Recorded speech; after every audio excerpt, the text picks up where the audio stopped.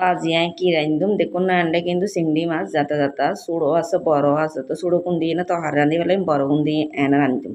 তো আন্ডা পুড়ি মাছ আছে আন্ডা কিন্তু এলে জাতা মাছ কিন্তু অল টাইমে পাওয়া যায় বিলি বেতুন কিন্তু একটা বিল দেখালাম যে বিলি বেতুন যাই হোক আমি কিন্তু এন্ডা বড়ডি ভাজি করে ফেলে এন্ডা কিন্তু চিংড়ি দিয়ে কিন্তু দেখানো যায় লগে কিন্তু এন্ডা মূলো শাকও ভাজি করছি আই এরপর করছিম দাই হলুদ